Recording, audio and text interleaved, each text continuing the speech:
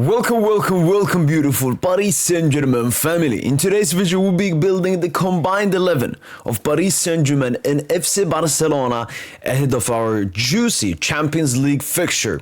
In the goalkeeping position, we have Lucas Chevalier and Juan Garcia. And yes, I'm gonna do just a quality combined 11, including the missing and injured players. Both, new goalkeepers, signed from lesser clubs, obviously way lesser club for Juan Garcia and Espanyol, and Chevalier was brought in from Lille. Paris Saint-Germain moving off from Gianluigi Donnarumma, and FC Barcelona putting Chesney to the bench. Last season, in my opinion, throughout this summer, because we hadn't seen them for their current clubs, was Chevalier. Nominated for the Copa Trophy, played in the Champions League, was really impressive with Lille, and obviously won League and Goalkeeper of the Season. I believe Juan Garcia won La Liga Goalkeeper of the Season and was obviously insanely impactful with Espanyol in the league that season. But so far this season, Lucas Chevalier played two biggish games apart from that Atalanta game versus Marseille and Spurs, and made two blunders. Yes, Juan Garcia made a huge mistake also in the recent game he played, but Juan Garcia has probably been the best performing goalkeeper so far this season, absolutely saving Barcelona so many times this season. Great with the ball and great at shot stopping as well. So he will take the goalkeeping position. For the right back position, I do want to give a huge shout out to Koundé, because I do believe that he gets disrespected in the football discourse. I think everyone is clear that Achraf Hakimi is the best right back in the world with a distance. But then, if you ask people who's the second, the third, you hear names like Trent, you hear names like Timber, you hear names like Frimpong. But Jules Koundé, last two seasons, and especially last season, he's been by far the second best and most consistent right back in Europe's top 5 leagues. I don't understand why he gets that disrespect. Maybe because of his build or something. Koundé has been very good for Barca, scored a huge goal in the Copa del Rey final versus Madrid as well. But obviously, it has to be Achraf Hakimi, coming off, one of the most memorable right back seasons we've seen in recent time. 9J in the UEFA Champions League. Hasn't had actually the best start to this season compared to last season, but Achraf Hakimi takes the right back position. Moving on to the left back position is between Nuno Mendes and Balde. Balde, when he was younger, he used to look up to Nuno Mendes, despite only being, I believe, 2 years of age separating the both. It's a bit unfortunate for Alejandro Balde. He's not been able to prove himself at the highest level, mostly because of fitness and health. So he missed, I think, both Inter Milan ties in the Champions League semi-final, and obviously is going to miss the Paris Saint-Germain game. Could potentially be in the squad, but obviously has to be Nuno Mendes. I mean, just that performance alone in the Nations League final. Have we seen a fullback take over a big game like that? Whilst facing Lamine Yamal, we have not seen that. I mean, Nuno Mendes, I can go on and on and on and on about his offensive ability, about his defensive ability, about his IQ, about his technique, his shooting, his passing.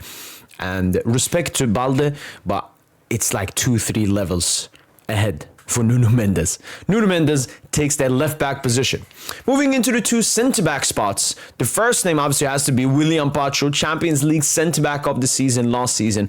Was somehow robbed by both Bastoni and Marquinhos, making the Champions League best XI of the season. But Pacho was immaculate for Paris Saint-Germain last season, not making a single foul throughout the tournament and making so many crucial interceptions, tackles, blocks, and everything.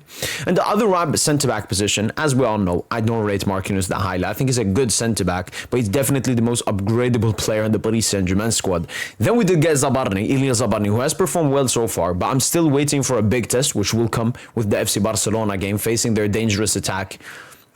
And from Barca, obviously, Inigo Martinez, who was their best centre-back last season, has left the club. You have Araujo, who's performed actually well so far this season. But I'm going to put Cubarsí next to William Pacho. I think Cubarsí was good last season. Obviously, you could question his performances versus Inter Milan, especially that second leg.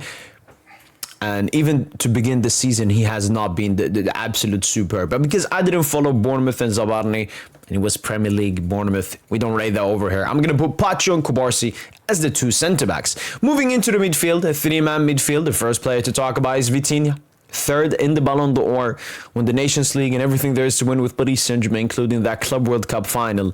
And I mean, he's been sensational to start off this season. He's been absolutely amazing. We've played every single game Vitinha has started, both for Paris Saint-Germain and for the Portuguese national team, which just shows how important, how great of a midfielder he is. And next to him, obviously, is Pedri, the magician. When you watch football, you watch Pedri. When you watch Pedri, you watch football. What an absolute baller. Someone I would love to have at Paris Saint-Germain one day. But Pedri and Vitinha create the two-man midfield. And next up to them, it's tight between João Neves and Fabian Ruiz. No Dani Olmo, no Fermin Lopez, no Frankie Ding-Dong, no Casado. It's between Fabian Ruiz and João Neves, and I think you can make a good argument for both players. That's how great Fabian Ruiz is, and that's how great João Neves is. It's really tough. Fabian Ruiz ended last season really well, was elite at the Club World Cup as well, and has started off this season with a bang. But João Neves, it's such a tough one. Maybe go Fabian Ruiz. Maybe a little bit of bias. I like him a lot. But it's really tight. It's one of the two. It don't matter. It's a Paris Saint-Germain midfielder who takes that position. And moving up to the attack, probably maybe the easiest one to predict. I absolutely love Khvicha Kvaratskhelia, but I do have very high expectations on him. And sometimes he does not meet them. Sometimes the consistency problems. And same goes with Desiree Dou. I have high expectations on him. We saw what he did in that Champions League final. We saw what he did in that knockout round. But so far hasn't started off the season amazingly. Obviously the injury impacted him and everything, but hopefully he can come back better. And same with Khvicha Kvaratskhelia when he's back to 100% fitness. But the Paris Saint-Germain attacker that will be in that attack is obviously Ousmane Dembele, Mr. Ballon d'Or, the best player in the world. Playmake, score, left foot, right foot, drop, attack, defend. Can do whatever you want. One of the most complete attackers we've seen in the past decades in world of football. And Ousmane Dembele calmly takes the false nine positions. Left winger, gotta be Rafinha. What a season he had last season, and started off this season good as well. Unfortunately, he will not be there for the Paris Saint-Germain game, same as Ousmane Dembele. But Rafinha, I think he deserves the respect. It's unfortunate, what Barca did to Rafinha, pushing Yamal instead for the Ballon d'Or. Where Rafinha could have made a very close call to Ousmane Dembele. But it is what it is. And lastly but not least, Lamine Yamal takes the right wing position. Incredible talent, incredible player, and takes the right wing position. And that completes it for the combined 11 of Paris Saint-Germain versus FC Barcelona. Juan Garcia in goal, Ashraf Hakimi as the right back, Nuno Mendes as the left back, Pau Cubarsí and William Pacho as the two centre backs. Midfield three of Vitinha, Pedri and Fabian Ruiz. And up in attack, Ousmane Dembele, Rafinha and Khvicha Kvaratskhelia. Let's do a combined manager as well. Hansi Flick deserves so much.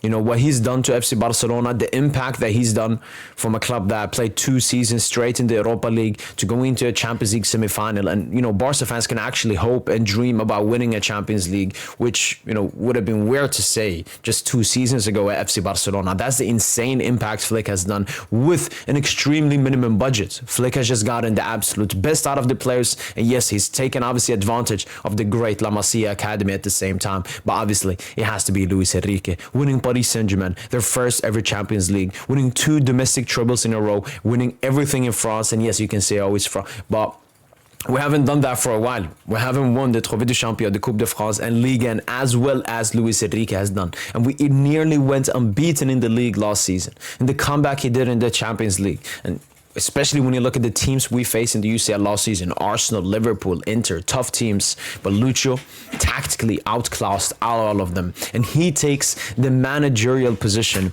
in this combined 11. And before, let's do a quick combined 11 strictly for the players going into the upcoming game. So Lucas Chevalier takes the goalkeeping position with Juan Garcia out, Hakimi right back, Nuno Mendes left back, Pacho and Cubarsí as the two centre backs, Vitinha, Pedri, Fabian midfield is kept, and up in attack, Rafinha is out, so I'm going to put Khvicha Kvaratskhelia there.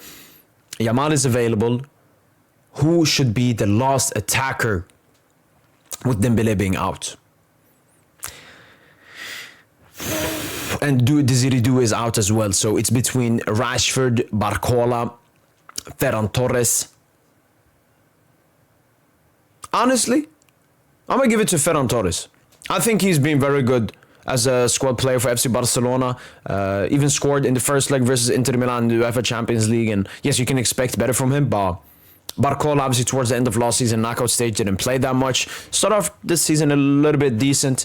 Lewandowski, obviously, injured towards the end of last season and towards the beginning of this season. So Ferran Torres completes the combined 11 strictly for the upcoming game with all of the injuries we have for both teams. But yeah, that finishes off for my combined 11. Make sure to let me know in the comments down below what would be your combined 11 between Paris Saint-Germain and FC Barcelona in this absolutely mouth-watering League, UEFA Champions League tie. I can't wait for this game. I'm extremely excited. We're going to see the two best teams in the world with the two best talents in the world. Fortunately, we're missing some of the talent that could have been there in front of us on the big stage.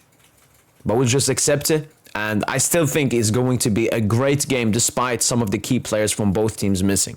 That's been it from boy PSG. Hopefully you guys have enjoyed this video. And as usual, allez, allez, allez Paris.